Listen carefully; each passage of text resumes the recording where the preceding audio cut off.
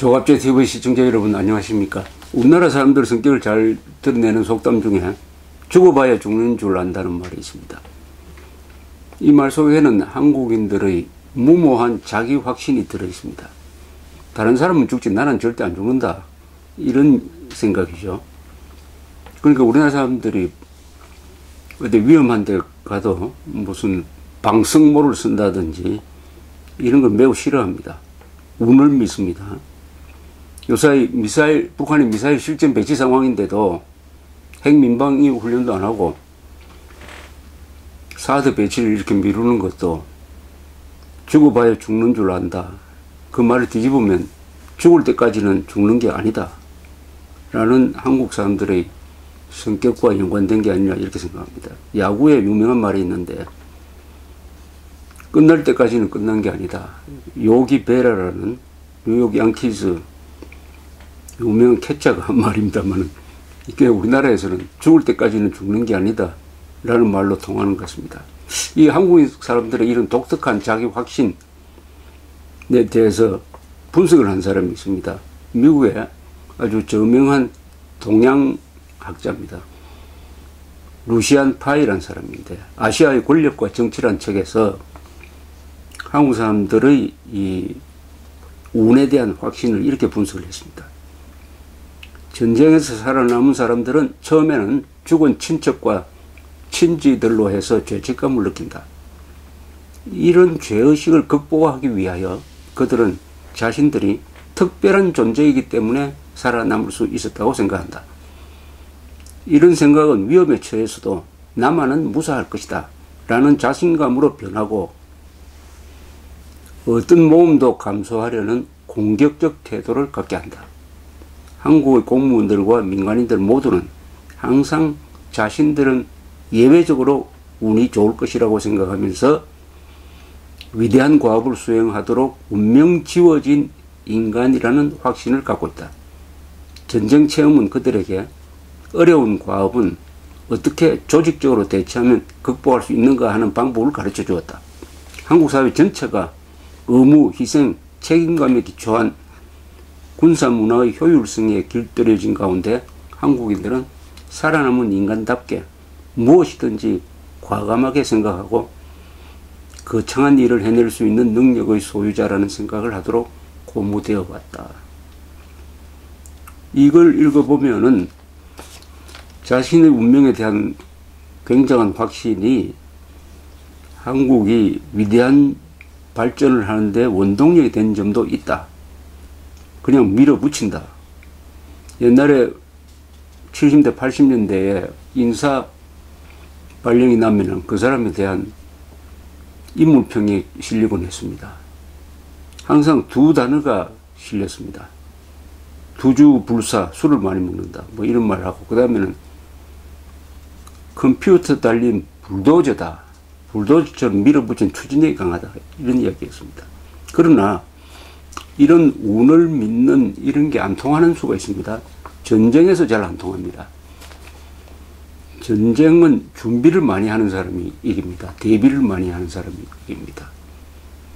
그런데 우리나라는 지금 핵미사일 실전 배치 상황에서도 아주 태평하게 살고 있습니다. 그것이 외국 사람들 눈에는 이상하게 보입니다. 그런데 우리는 죽어봐야 죽는 줄 안다고 생각하니까, 죽을 때까지는 죽는 게 아니라고 생각하니까 이런 위기 상황이 별스럽지 않게 느껴집니다. 그런데 일본 사람이나 스위스 사람 또는 전쟁을 많이 한 사람들은 사고 날 확률, 전쟁 날 확률이 매우 낮아도 그게 철저하게 대비를 합니다. 이 전쟁을 많이 해본 나라와 전쟁을 가끔 하는 나라, 우리나라는 전쟁을 많이 안 해본 나라 중에 속하는데 그 사람의 행동 양식이 매우 다릅니다. 스위스는 핵폭탄 맞을 확률이 세계에서 가장 낮지만 핵방공호가 전국적으로 깔려 있어 가지고 전 인구 한 800만의 120%가 수용될 수 있다고 합니다. 그런데 며칠 전에 8월 17일자 요미우리 신문입니다. 이 요미우리 신문의 일면 톱에 이런 기사가 나왔습니다. 읽어보면 한국 피난소에 우리나라 사람 수용이 가능하다. 반도에 무슨 일이 일어날 경우에는 5만 7천 명의 체류 일본인을 전원 지하철역 등에 수용할 수 있다. 이런 대목입니다. 이 난데없이 왜 이런 이야기가 나오느냐 읽어보니까 지금 핵 위기가 고조되고 있으니까 지금 일본 정부에서 만일의 사태에 대비해 가지고 한국에서 전쟁이 날 경우에 한국에 있는 일본인들을 어떻게 철수시킬 거냐 하는 계획을 세우고 있다는 내용입니다. 그래서 외무성에는 이미 사람을 공무원들을 한국으로 보내가지고 우리 정부하고 그 타진을 하고 있다. 이런 기사가 실렸습니다. 그러니까 한국에 있는 일본인 퇴피 계획, 뭐 쉽게 말하면 탈출 계획 좀 되겠네요. 일본인 탈출 계획을 세우고 있다. 이걸 보니까 우리가 몰랐던 정보가 좀 있습니다. 이분들이 와가지고 우리 정부하고 정부가 지정한 피난소, 쉘터라 그러죠. 피난소, 대피소를 점검을 했답니다. 해보니까 지하철역이라든지 고층 빌딩의 지하 주차장 등등 해가지고 한국에는 피난소로, 대피소입니다. 이건 피난소는 일본말이고, 대피소로 지정된 곳이 18,000군데나 된다는 겁니다. 그리고 여기에 수용될 수 있는 인원이 5,200만. 그러니까 우리나라 인구 전체보다 더 많은 거죠. 그러니까 일단 유사시에는 이 18,000군데의 대피소에 일본 사람들도 수용 가능하다. 라고 이렇게 일본 신문이 보도를 하고 있습니다. 여러분 생각해 보십시오. 5,200만이 수용될 수 있는 지하시설. 사실은 우리나라 지하시설이 많습니다. 지하철이 있고 지하상가가 있고 집집마다 지하 주차장이 있고 큰 건물은 지하로 그냥 5층, 6층, 7층 내려가는 주차장이 있습니다. 이걸 대피소로, 그러니까 북한의 뭐 미사일 공격이나 전투기 공격 또는 핵 공격에 대비한 대피소로 쓸 수 있다면은 5,200만을 수용할 수 있다. 이런 이야기입니다. 자, 그럼 일본 사람은 어떤 계획을 세우고 있느냐? 한국에서 만약 전쟁이 일어나면은 우선 한국에 있는 이 장기 체류자가 한 3만 8천 명 된다고 그래요. 일본인 장기 체류자가 3만 8천 명. 관광 목적으로 가 있을 것으로 예상되는 사람이 약 2만 명. 합쳐서 5만 7천 명을 일단은 이 대피소에 머물도록 했다가 사태가 좀 안정이 되면은 부산항으로 육로를 통해서 부산항으로 모은답니다. 근데 이 전쟁이 일어나면은 부산항으로 이 대피시키는데 우리 한국 정부가 정신이 없을, 또 도와줄 수도 없을 가능성이 있으니까 주한미군한테 이걸 부탁을 하겠다는 겁니다. 주한미군한테 부탁을 해가지고 일본인들을 부산항까지 좀 옮겨주면은 그 다음에 부산항에 모였을 때 일본 자위대의 배가 오든지 일본의 민간인 배가 오든지 해가지고 후쿠오카까지 실어 나른다. 이런 계획을 세우고 있는데 한국 정부가 한국 사람들이 자위대가 들어오는 것을 매우 싫어하니까 그러면 부산에 모인 일본 사람을 어떻게 후쿠오카까지 실어 나르느냐 하는 것에 대해서는 추가적으로 우리 정부와 뭐 논의를 하고 있다 하는 이런 계획입니다. 이게 일면 톱으로 나왔습니다.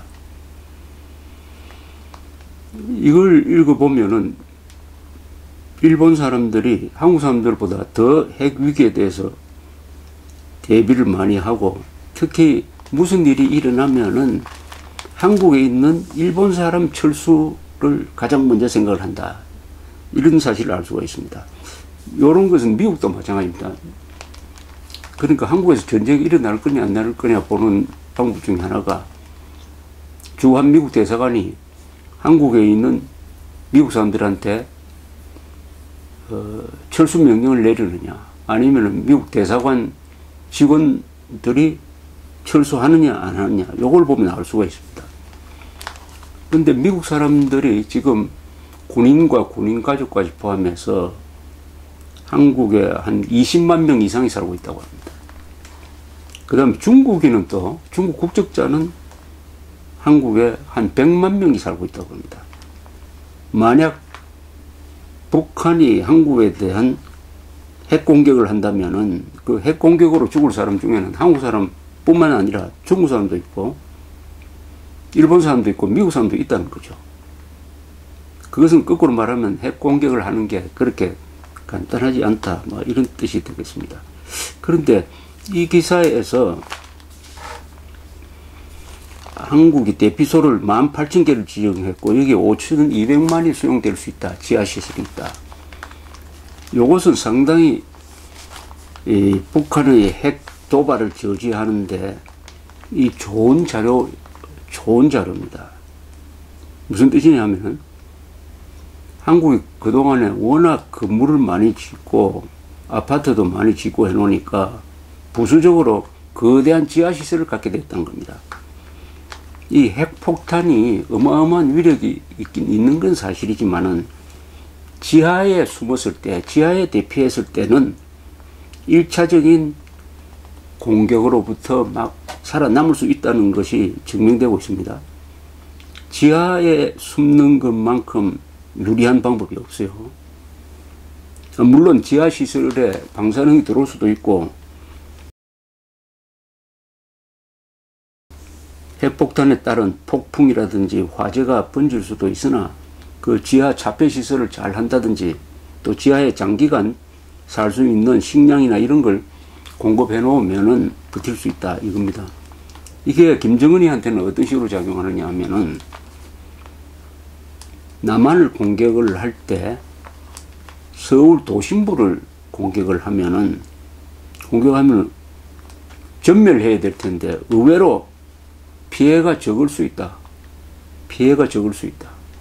그러니까 지금 30만, 제1단계 공격으로 30만 명이 죽는다고 되어 있는데 30만 명이 아니라 한 3만 명밖에 안 죽는다.